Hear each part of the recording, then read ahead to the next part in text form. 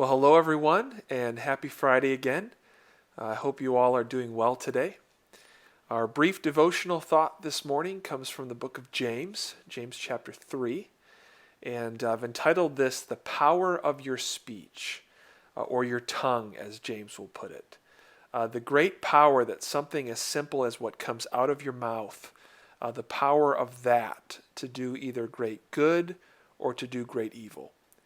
And especially during this present time of quarantine, has put many of us in unavoidably close quarters with members of our family for long periods of time. And often it's during times like that that a great forest fire, if you will, of conflict can be set ablaze, and usually by something as small and as simple as the match that is our speech. In James chapter 3, verse 5, James says this, "So also the tongue is a small member, yet it boasts of great things. How great a forest is set ablaze by such a small fire.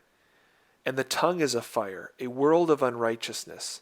The tongue is set among our members, staining the whole body, setting on fire the entire course of life, and set on fire by hell." That is not a particularly glowing description of our tongues or our speech.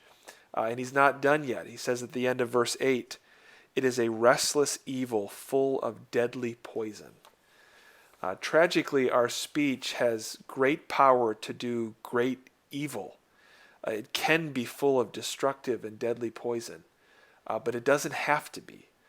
The final two verses that we'll read are verses 9 and 10, where James continues and he says, "With it we bless our Lord and Father, and with it we curse people who are made in the image of God. From the same mouth come blessing and cursing. My brothers, these things ought not to be so." And these things that he's referring to, of course, are the cursing, not the blessing. And the point is simple. With our speech, we can at one moment praise the Lord, which is great, but then in the very next moment, with our speech, we can tear someone down. We can say something in one brief moment that we may regret for the rest of our lives. And so my prayer for myself and my prayer for all of us is that the Lord will help us to both bridle our tongues, as he talks about earlier in the chapter, but also that out of our mouths will only come blessings, will only come speech that builds up rather than that which tears down.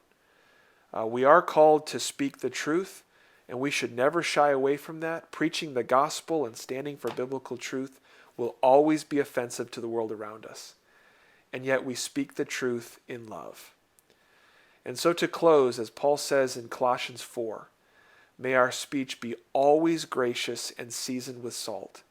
And I pray that that would always be true of us. God bless you. Have a great weekend.